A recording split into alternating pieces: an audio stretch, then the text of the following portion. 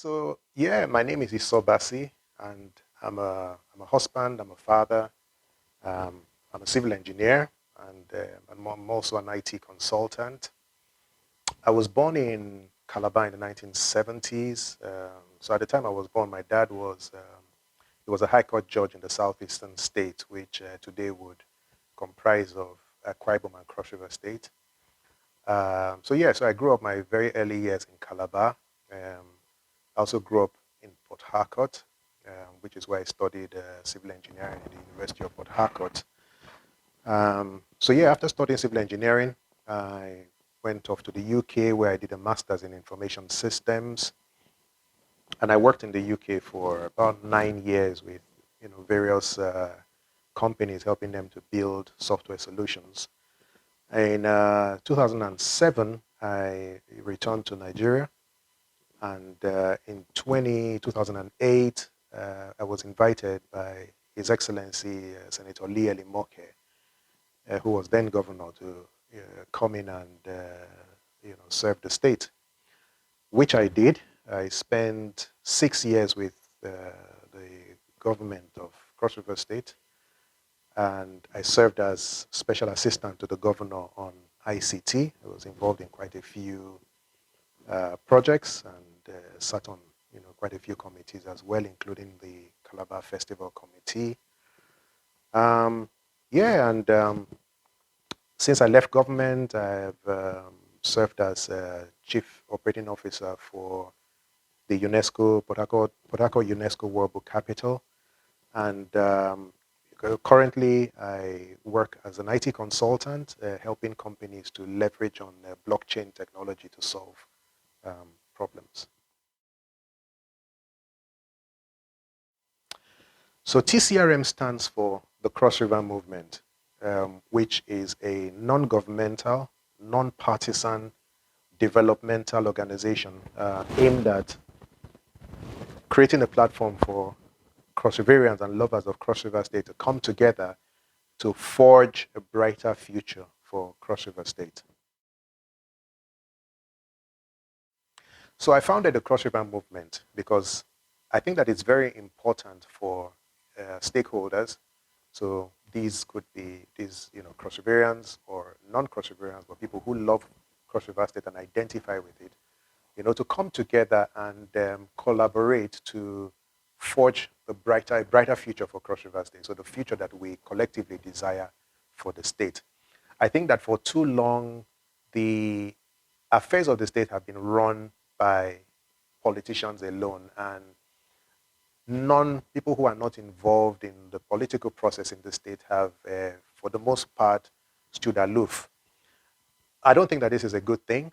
I think that it's important that everyone who is a stakeholder in the state, whether you are from the state or whether you do business in the state or you live in the state but you're not from the state, I think that it's important for all of us to come together and we're all stakeholders. It's important for us to collaborate. It's important for us to define what it is that we want from Cross River State, and that's what the Cross River Movement is about. So I think now is as good a time as any. We've got elections coming up in 2023, and it's important for people who are not involved in the political process, but who are stakeholders in the state, to be able to express their aspirations, for the state.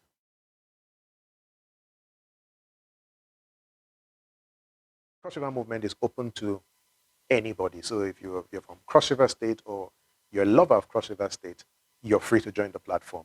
Um, like I said, it's for everybody. So whether you're a politician or you're not a politician. Okay, so my hope is that the governor would join the platform, that our senators would join the platform, because if they come on the platform, it gives an opportunity for them to engage with, with their constituents, to be able to feel the pulse of the people, to understand what it is that that the people really want, and that's what politics is about, really engagement. So it's for everybody to come on board, and there's no discrimination whatsoever. And one of our core values as an organization is actually being inclusive, being very inclusive. Okay, so our objectives for TCRM are threefold. So the first one is developmental.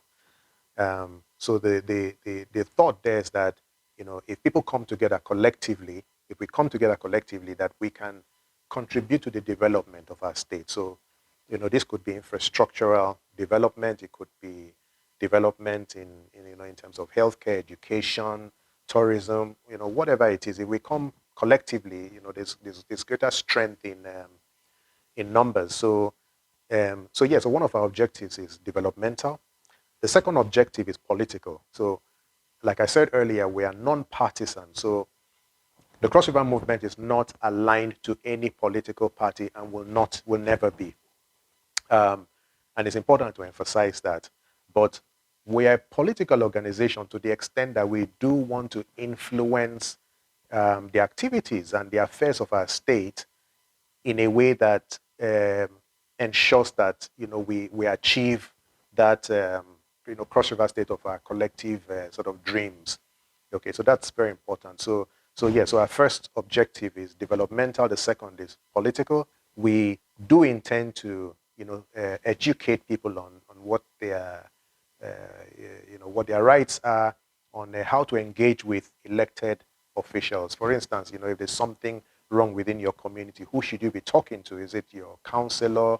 Is it your the member of your house of the House of Assembly, or should you be talking to your federal legislature? So legislator. So that's that's going to be very important. And for people who are interested in running for office, through TCRM, we will provide education and provide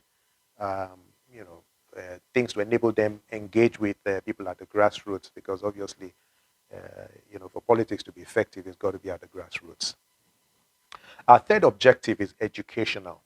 So it's very important for us to provide for people to be informed about Cross River State, to know what's going on in the states, to have facts and statistics and analytics, that affect the state. And if people have that kind of information, then they are armed with what they need to make decisions and to help move the state forward.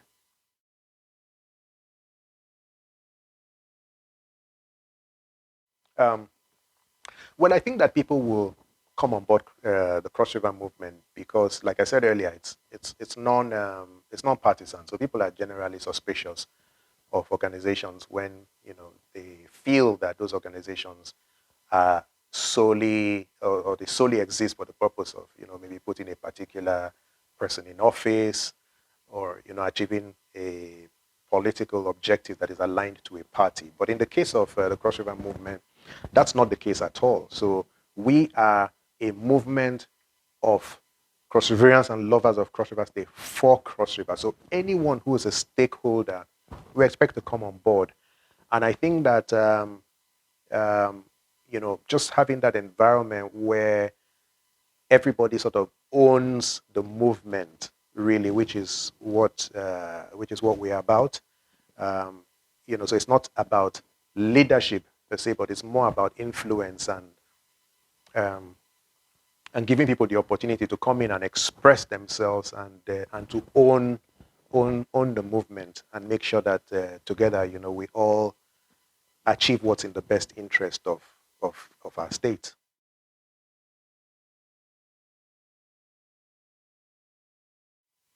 Well, that's a very interesting question. I don't see myself as the leader of the movement. You could refer to me as the founder of the movement. But what I see in the movement is a platform for people to express leadership in different ways. So, for people who are medical professionals, we expect leadership. We expect people to come on board and own that space and use that to fully express themselves in a way that would benefit the state. So what we're looking at is a decentralized movement, not centered around any one individual, but comprising of people who are passionate about matters affecting the state and who are ready to take action in those areas that areas of their expertise, and to collectively move forward. So it's not so much about my leadership. For something like this, it takes someone getting an idea, and perhaps that's what happened in my case. An idea came, and I acted on the idea. So, yeah, maybe I founded the organization, which I'm happy to accept, but I do not see myself as the leader of the movement.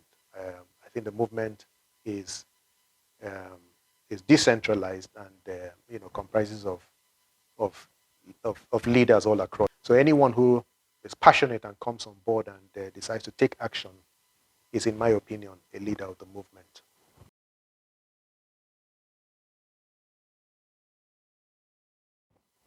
So I'd say that the movement is in itself unique, and I think that we draw our uniqueness from our core values, which I'll speak briefly about. So our first core value is rapport. So what that means is that really we seek as an organization to create a conducive environment for people to come together, so a friendly environment. So that's really important. Our second core value is accountability. Accountability is extremely important in the sense that if we are to inspire the confidence of people, it's important that we're accountable to the people. So we will be accountable as an organization in terms of how we run our affairs and holding ourselves to to the values that are important for the organization. Our third core value is passion. So without passion, really, we can't go anywhere. We can't achieve much. And the good thing is that Cross Riverians are extremely passionate people, especially about things that pertain to their state. So we're very passionate about about what we do. Fourth core value is integrity, and integrity is absolutely important. So how do we run our affairs? What do we do with our finances? It's important that people trust us. The final core value is diversity and inclusion, and it's important for us to be all encompassing and embracing. Cross River State is in a way a mini Nigeria, in the sense that we've got so many ethnic groups and so many languages across the state. So the Cross River movement is diverse and is inclusive. And when we talk about inclusivity, there's nothing that we do in the movement where we don't think about the youth, think about women, think about the elderly, think about those in the rural areas. So it's not at all an elitist movement. It's not an online movement. It's very much a movement for all Cross Riverians across 18 local governments and 193 wards.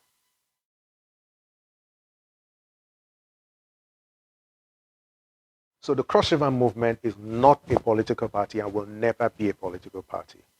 And like I said earlier, it is not aligned to any political party. That is not to say that we don't have political objectives. Like I said earlier, we've got 3 objectives as an organization. The first is developmental, the second is educational, and the third is political. So we are political to the extent that we are seeking to influence how the state is governed, influence the affairs within the state in order to create the Cross River state of our collective dreams. So we are political to that extent, but we are non-partisan and will never be or align with a political party.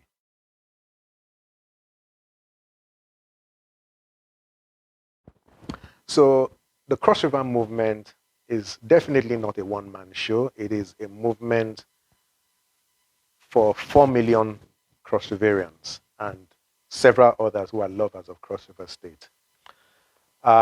We've got quite a diverse board of trustees comprising of a professor, medicine, seasoned journalist, leadership consultant. We've got quite a diverse mix of people in our board of trustees, and cutting across the different geopolitical zones in the state and across the gender divide as well.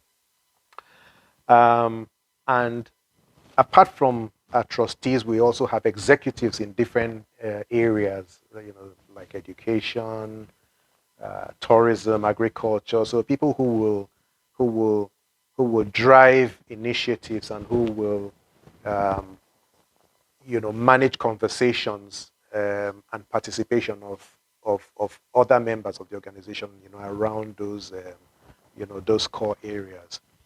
Um, and then we have volunteers across the state and outside the state as well. And we're seeking to develop our volunteer base right down to the grassroots. So we're looking at 193 wards within the state, having volunteers at the very grassroots, of the state. So TCRM is definitely not a one-man movement. I would say that it's a 4 million man movement, that is also supported by, people who love Cross River State but may not be from the state.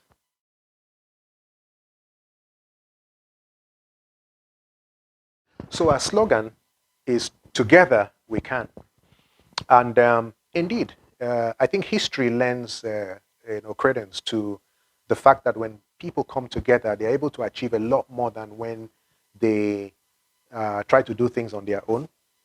So a case in point could be apartheid, for instance, and how people came together in South Africa to, fight against the injustices of apartheid. And because they came together and because their voice was so powerful, the world had to listen, and the world began to put pressure on the majority white government in South Africa. And we saw the structures of apartheid began to collapse as a result. I think in Nigeria also, we can point at our history, that recent history leading up to this democratic dispensation, when in the 1990s, for instance, activists came together and resisted military rule, and as a result of that, we have the democracy that we enjoy today, if enjoyment is a good word to describe what we get out of it. But the point is that, when people do come together, there's strength in numbers, and you speak with a louder voice when you come together. So that's our slogan: "Together we can." And yes, if we come together, we have a louder voice, and what we seek to create is that crossover state of our collective dreams. And I believe that indeed, if more people, if we do work together, we can achieve that crossover state of our collective dreams.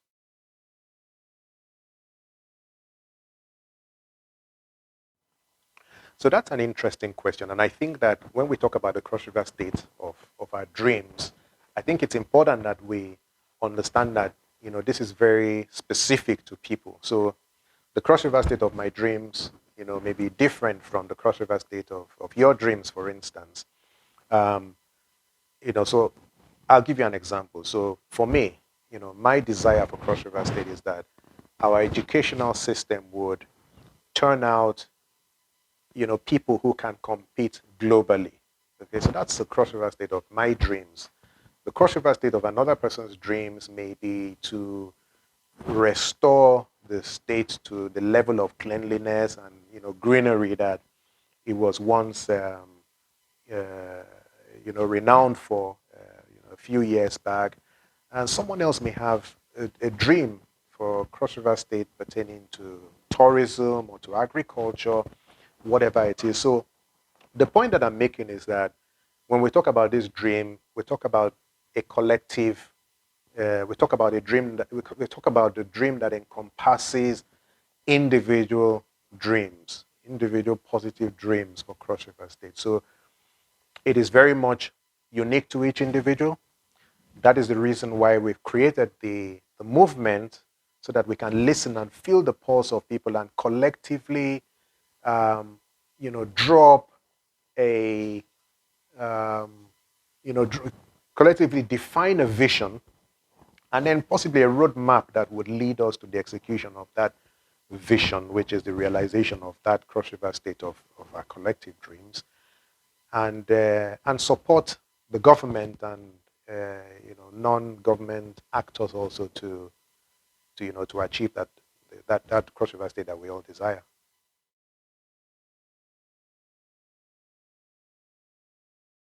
The first step is to visit the website, which is www.crossrivermove.com.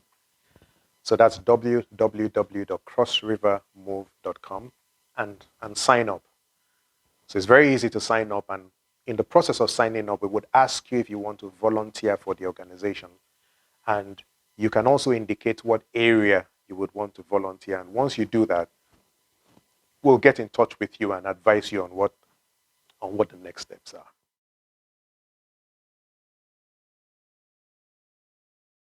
It's not about bashing any government. It's not about bashing any government, whether it's government at the local government level or the state level, or no, it's not about that at all. What we do want to do actually is to collaborate with government. So we would expect that any government in Cross River State will see us as partners. We want to partner with the government, okay? And I think that through the organization, elected officials would have an opportunity to feel the pulse of their constituents, and that's very important in politics. So rather than bash government, no, we want to partner with government. We, in fact, expect elected government officials and appointed government officials to sign up for the movement, because, like I said earlier, it's their opportunity to come closer to the people and to actually feel the pulse of the people. So, yeah, so in summary, no, we're not set up to bash the government at all, and that's not what our objectives are. Rather, we see ourselves as partners with the government, and we expect that the government will see us as partners also.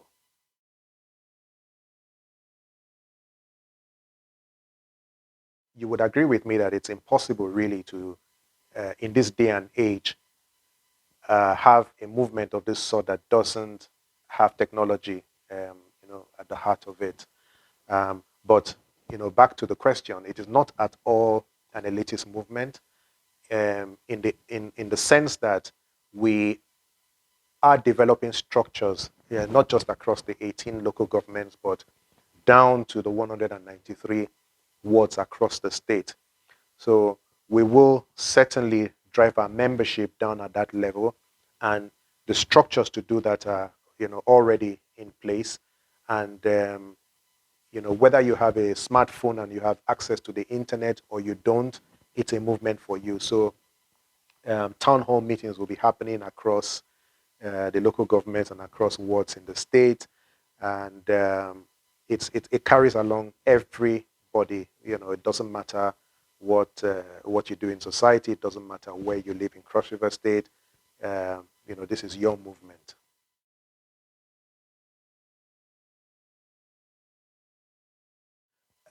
Nope. I think that there will always be one government in Cross River State, and that's the elected government of the people. But like I said earlier, I would expect that any government in place in Cross River State will see the Cross River movement as a partner, to help it meet its objectives. And I would expect that any government in place will listen to the aspirations of the people of Cross River State and lovers of Cross River State by paying attention to the information and the research and the polls that come out of our movement.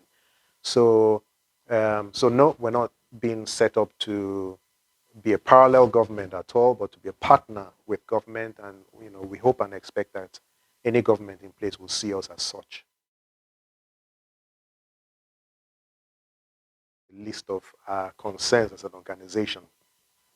So we're focused on our objectives, which, as I mentioned earlier, are around development, education, and political, enlightenment.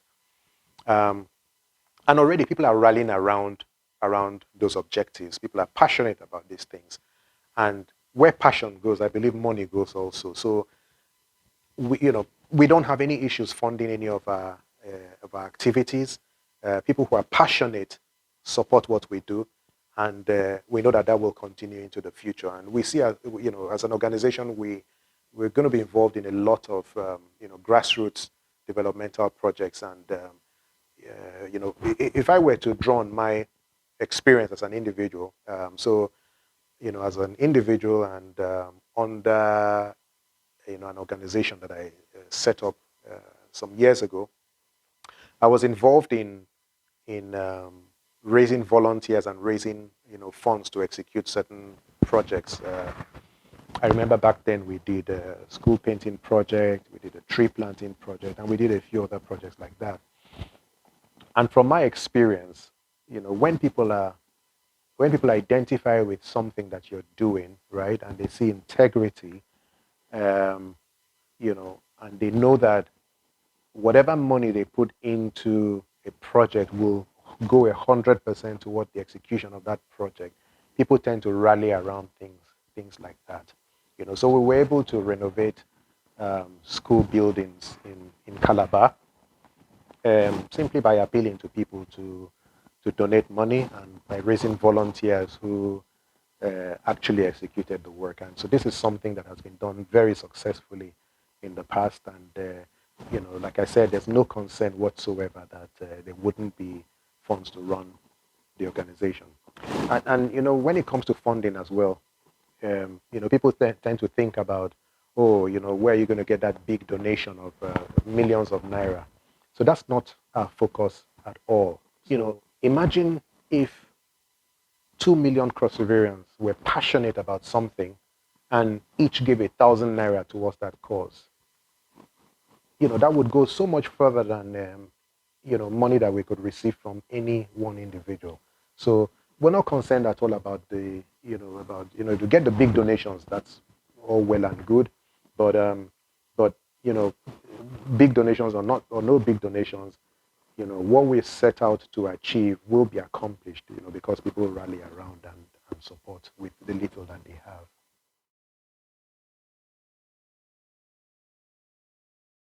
I think that it is very important for people to realize the power that they hold in their hands. So if we take Cross River State as an example, the state has, say, about 4 million people. And out of those 4 million, roughly half that number are eligible voters. So these are people within the, above the age of 18 who are eligible to vote.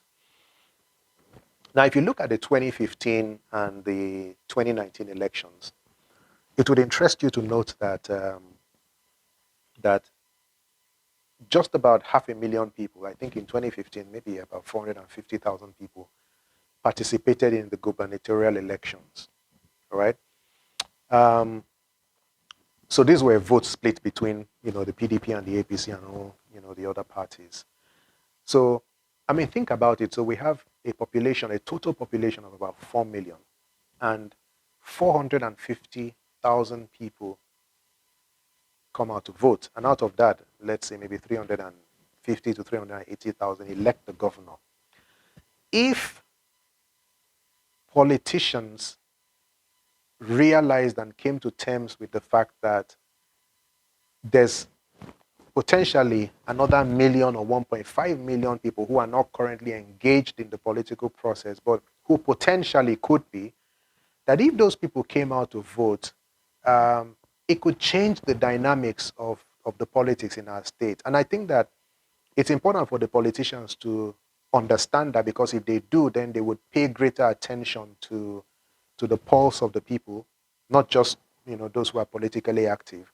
But I think it's also important for those who have not been politically engaged up to this point to realize that really, if you want to bring about change, if you're not satisfied with what has persisted in the in the state, or even this applies to anywhere else in Nigeria, that if you come out en masse, so rather than have maybe 25% of eligible people decide the fate of 4 million people, why can't we have 100% of eligible people come out. And if they do, it could change the political dynamics in the state. So that is the power that we as citizens have. That's the power that people have. And that's one of the things that we are seeking to do, is to bring that level of education to people and to encourage them to get active in grassroots politics at the ward level, because that's how we can change things.